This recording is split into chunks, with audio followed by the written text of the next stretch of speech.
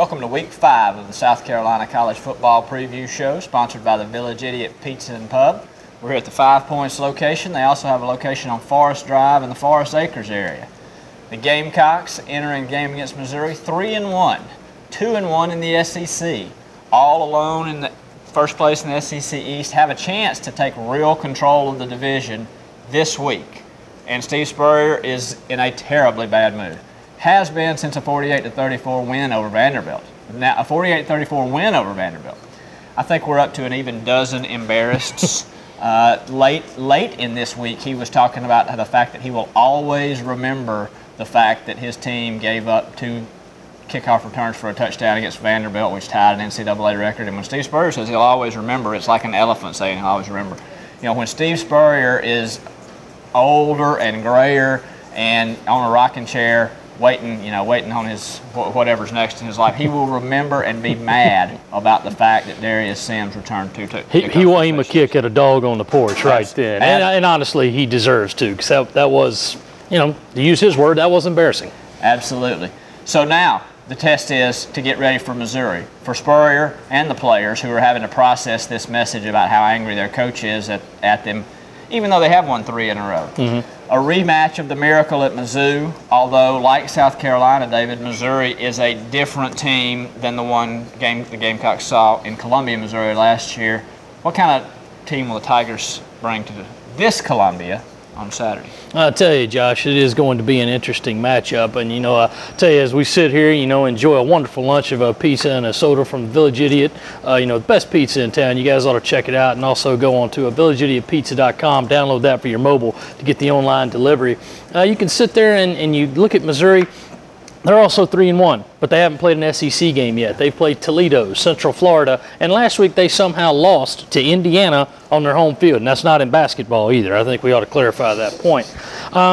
Just kind of a perfect storm that allowed Indiana to win that game. Missouri got flagged 10 times when they'd only had 11 penalties all year before that. They turned the ball over a couple times, and they just gave up a late touchdown. All of a sudden, the Hoosiers won. But if USC's thinking they're going to be playing the team that lost to Indiana, they're probably going to be mistaken. One, Missouri's heard all year about how the Miracle at Mizzou last year cost them a perfect regular season. They're still thinking about that, and they know full well that Connor Shaw is going to be on the USC sideline this weekend, kind of, looking on from afar and saying, well, you guys still can never beat me. And also, Missouri knows that they're going to have to win this game to have a shot at winning the SEC East. They still haven't beaten South Carolina since they've joined the SEC, and that could be sticking, kind of in their craw a little bit as well.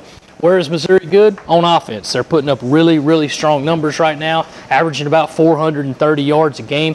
Matty Malk, who got a lot of experience last year when James Franklin went down, he can run, he can throw. He did lose his top 3 receivers, including the very talented but very troubled Dorial Green Beckham. But he's got guys like Bud Sasser. He's got Marcus Murphy. He will not have Darius White this weekend, who's injured. That takes away about 300 yards and 3 touchdowns, but they've still got plenty of options to throw the ball to. And they're not any slouch in the rushing game, Josh. They have Russell Hansbrough. He's averaging nearly 100 yards a game, much like Vanderbilt's Ralph Webb was last week, and he ended up with, 93, 94? Right about his average. Yeah, right on his average. So Missouri can really put some points on the board, which may turn this game into a shootout on South Carolina's side. Yes, they have not played the greatest competition, but Missouri's also very strong on the defensive side of the ball. Shane Ray leads the country with 9.5 tackles for loss, and Marcus Golden, who's replacing Coney Ely and Michael Sam at one of the defensive end spots, has 6.5 tackles for loss. They've really been getting to the quarterback and putting some pressure on him, and that could really turn the game in their favor, since we've seen Dylan Thompson been able to escape some pressure, but he's also taken a few sacks that he really can't be able to take. So who knows if Missouri looks at this as a revenge game. I'm sure they're just looking at it as saying, we're much better than the team that lost to Indiana. We know we got to win this game to have a chance at winning the East. And really, how did that game last year at our home field to South Carolina happen? We've got to get that back. So going to be a very tough test. What can the Gamecocks do well? How can they win this game? Well, I think they continue to get better on defense, certainly, and it starts with the pass rush. You mentioned Matty Malk as a guy who is very mobile. He might be hard to get to the ground. South Carolina has to concentrate on affecting him, on maybe a mush rush type that you employed against a Johnny Manziel, Not that South Carolina played Johnny Manziel, but you don't want to let him get outside the pocket and make big plays. You want to get pressure on him, but you want to keep him where you want him. I think if you keep Matty Malk in the pocket, you'll be better off. Getting pressure on the quarterback, though, has been rough for South Carolina. 4 sacks this year. Even I can do that math. 1 a game. They're on pace for 13. This is a team that in the last 6 years has averaged 32.8 a year. 25 is the fewest number they've had in the last 6 years, and they're on pace for 13. And they're not getting particularly close. It's not like they're missing a ton. Quarterbacks have got too much time in the pocket. They need to make sure Matty Malk is uncomfortable. On the offensive side, I think you just got to keep putting up the 30-something points you're putting up. That's a lot of pressure. The offense has been very consistent and even improving week to week. Yeah, and I think Dylan Thompson gets a lot of credit for that. When Dylan came out of that game against Missouri last year, some people were wondering, I was wondering, is Dylan gone? Is that the last time we'll see Dylan make a significant contribution at South Carolina, because the magic that he showed in 2012 really wasn't there in 2013. Didn't play terribly against the Tigers, but didn't play great. You bring in Connor Shaw, he leads the team back. Since that game, Dylan's thrown 13 touchdowns and 3 interceptions. He's responded exactly like you would want him to. That's all he needs to do. Take care of the ball and take the opportunities that are there. You know Steve Spurrier is going to give him opportunities. They're going to throw the ball. They're going to throw it deep. He still has some accuracy issues that he'd like to clean up. I think maybe the difference in South Carolina being in a dogfight Saturday and South Carolina being able to breathe a little bit is the long ball. If the long ball has been there virtually every game. It's just a matter of have they hit it. If Dylan can hit a few long balls early, you know they'll take their shots early. That could give South Carolina the kind of distance that they need to maybe have a little bit of breathing room in a game this year, something that they haven't had. This is a front-loaded schedule. We've talked about it. You'll be the first half of the year. Next week you go into Kentucky, no easy feat for a team that doesn't play particularly well on the road. But right now you have a chance at South Carolina to really put a stranglehold, a loose stranglehold, but a stranglehold on the East. So this is a big opportunity game for South Carolina. Need to play very well on their home field, where you generally play very well, and come out with a victory. And I think maybe Steve Spurrier will be a little bit less embarrassed. Well, let's hope so, Josh. I mean, they really can't afford to be embarrassed, not only for this game for title's sake, but a lot of celebrities in town this weekend, not just the game day crew, but the 1994 team, That's first right. team to win a bowl game. You don't want to embarrass yourself in front of Connor Shaw or Steve Tannehill, 2 guys that really helped define this program. Absolutely. Now it's time for our Village Idiot mailbag, or I guess mailbox this week. First question is from Donnie Soulsby from Twitter. He asks, how is Connor Mitch doing? It almost seems like Steve Spurrier has gone out of his way to not mention him. Well, it's a good question, Donnie. We really don't know how Connor Mitch is doing because we haven't gotten to see him play yet. A lot of people ask me if a backup quarterback is ever going to get on the field outside of Pharaoh Cooper, and I don't know what to tell him. I mean, I think that it's generally in the game plan to want to get a backup QB, either Mitch or Perry Orth, a couple of snaps, but so far they just haven't been able to do it. And, going into this week, I don't think that they have a hard and fast rule of saying, let's get a backup in by the 4th or 5th series, just because they don't know how the game's going to go. And you've got to go out there and win the game first before you can start monkeying around with the rotation, that kind of thing. So everything we hear is that Mitch still battles Perry Orth neck and neck, and we'll see what happens if Dylan Thompson gets hurt or they do have a big enough lead where they can try to put in a backup QB. Big Jake from our live chats asks, any word on how Brandon Wilds is as far as the injury? He did sprain his shoulder last week against Vanderbilt, but good news on that point. He was in a yellow jersey this week during practice, but he was also practicing out there, running around, wearing his shoulder pads. Now, Steve Spurrier said earlier in the week that he was probably doubtful, but he has been practicing, so we'll see if Brandon Wilds can get out there and suit up on Saturday night. Let's see, from Jeff on Twitter, as a voter, have you been fooled by South Carolina's win against Georgia, as Spurrier has said? Yeah, Steve Spurrier famously said that he doesn't think his team is worthy of the number 13 ranking in the country. I am an AP voter. That's right at where I've got them.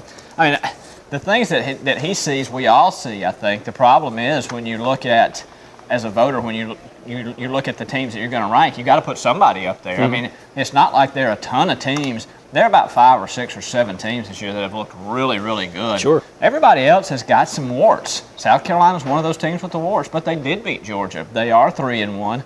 They are in first place in the SEC East. I think that one of the things that I always tell people who will complain about the poll, and I tell Steve Spurrier the same thing, is, and he knows this, it always works itself out. We'll know by the end of the year. Right now, the Gamecocks are fine where they are. They'll find their level, whatever it is, and I'm not sure they know at this point. Will from the live chat says, are coaches concerned about the efforts of Mike Davis? I think at one point that seemed to be true to me.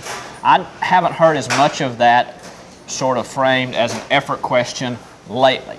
But there's no question that he hasn't been the same guy that he was the first 9 games last year. Is that injuries? Is that opportunity? Is that run blocking? Is that effort? Is that focus?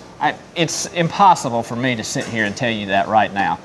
But he's not been the guy that they thought he would be. Right. Talked to Desmond Howard on the game day crew this week, and he said, you know, coming in, I think we all thought you hang your hat on Mike Davis this year and you build everything around him. And it has not worked out that way. I think this offense is built around Dylan Thompson in the passing game right now. If Mike Davis wants to change that, he needs to come out and have another 160-yard game or something like that. This is a Missouri team that takes chances on the defensive line. That'll give Mike Davis in the running game an opportunity. He could have that game this week, and you put all this to bed. Sure. And now it's time for our guest prediction. You know, unlike some we could name, we actually chose a celebrity guest picker who has a connection to the University of South Carolina. Brian Glenn, the owner of the Village Idiot. Welcome back in, Brian. How you been keeping yourself? I've been doing well. Thank you for having me. Not a problem. I'm assuming that all these wins have been pretty good for business and everything, especially the Georgia game. They are not bad for business. That is correct.